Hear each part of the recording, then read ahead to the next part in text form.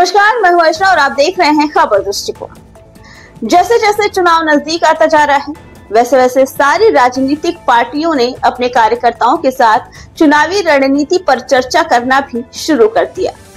इसी सिलसिले में लेकर आज बाबा साहेब भीमराव अम्बेडकर वाहिनी के राष्ट्रीय अध्यक्ष अमर चौधरी आज अपने कार्यालय का उद्घाटन करने के लिए पहुंचे। मुख्य अतिथि के रूप में राष्ट्रीय अध्यक्ष अमर चौधरी ने उद्घाटन समारोह को संबोधित किया और साथ ही उन्होंने मौजूदा सरकार पर तीखा हमला बोला। उन्होंने इस सरकार पर यह सीधा आरोप लगाया कि दलित और मुस्लिम समाज के प्रति भेदभावपूर्ण रवैया अपनाया जा रहा है। इन्हीं सब मुद्दों को लेकर जब हमारे संवाददाता शिवशंकर यादव ने भीमराव अम्बेडकर वाहिनी के राष्ट्रीय अध्यक्ष अमर चौधरी से कुछ खास बातचीत की, चलिए आपको सुनाते हैं ये बातचीत। जैसे जैसे चुनाव नजदीक आता जा रहा है वैसे वैसे सारी पार्टियां अपने कार्यकर्ताओं के साथ मीटिंग करते हुई नजर आ रही है। अगर आज करें तो आज बाबा साहब भीमराव अम्बेडकर वाहिनी ने अपना नया कार्यालय का उद्घाटन किया है। ये मुझसे बात करने के लिए खुद अमर चौधरी जी मौजूद है। अमर चौधरी जी, आज आपने उद्घाटन किया है, क्या कहना चाहेंगे? देखिए, बाबा साहब भीमराव अम्बेडकर वाहिनी के कार्यालय का उद्घाटन आज बहुत ही गौरवान्वित है, क्योंकि संगठन ये राजधानी लखनऊ का है और लखनऊ में ही इसका मुख्यालय है।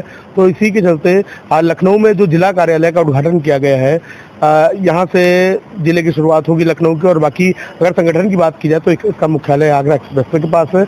और ये संगठन, इस संगठन में लगभग 22 लाख लोग संगठन के साथ हैं। और साथ ही बाबा साहब भीमराव अम्बेडकर वाहिनी एक नाम है, एक जोश है, और ये जोश पूरे भारत में फैल चुका है। और साथ ही साथ भारत के साथ साथ नेपाल और भूटान में भी संगठन विस्तार कर रहा है।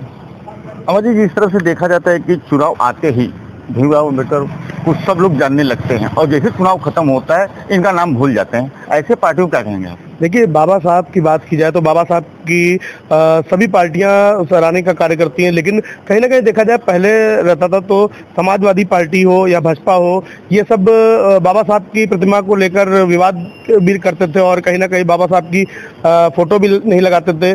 और बसपा एक ऐसी पार्टी थी जिसमें बहन जी बाबा साहब को सम्मान देने का कार्य करती, क्योंकि वो मूवमेंट्स की पार्टी है बसपा।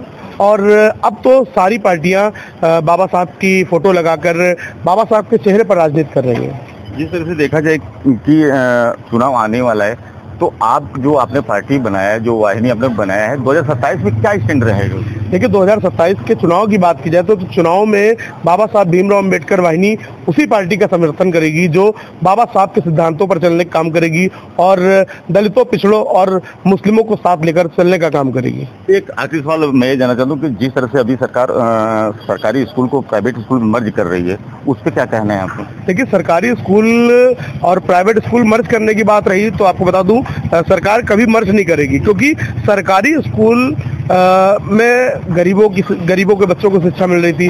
और जो प्राइवेटेशन है, प्राइवेट स्कूलों में जो शिक्षा व्यवस्था है, उस शिक्षा व्यवस्था को लेकर सवाल अगर उठाए जाए तो सिर्फ शिक्षा माफिया जागरूक हो रहे हैं और शिक्षा माफिया ही लगातार बढ़ावा दे रहे हैं अपने स्कूलों को, क्योंकि गरीबों, दलितों, पिछड़ों और अल्पसंख्यकों के बच्चे आजकल पढ़ने को तरस रहे हैं, क्योंकि उनके लिए अच्छा स्कूल नहीं है।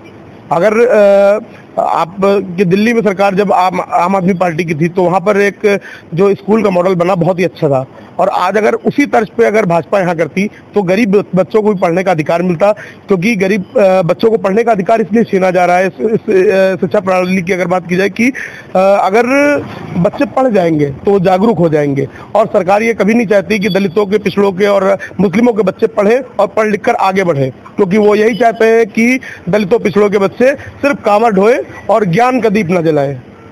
अभी स्वामी प्रसाद मौर्य का एक बयान आया था कि एक कांवड़िया ढोंगी है।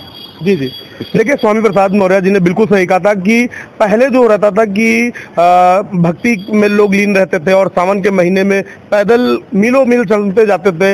लगभग कुछ लोग तो 50 से 60 किलोमीटर का सफर तय करके आपके महादेवा मेला जाते थे, वहां जाकर कांवर का वो करते थे। लेकिन आज का समय देखा जाए तो लोग 3-4 वो कलश एक साइड, 3-4 एक साइड, तो उसका वेट इतना होता है कि वो लोग थोड़ी दूर चलते हैं, उसके बाद डाले में और पिकअप में उसको रख लेते हैं। कहीं ना कहीं ये देखा जाए तो ढोंग फैलाने का भी काम कर रहे हैं। तो ये थे बाबा साहब भीमराव अम्बेडकर वाहिनी के अध्यक्ष अमर चौधरी, जिन्होंने कहा कि ये सरकार कभी नहीं चाहती है कि गरीब के बच्चे पढ़ें और आगे बढ़े। ये सरकार सिर्फ एक विशेष वर्ग की बात करती है। केडी न्यूज़ से शंकर यादव, लखनऊ।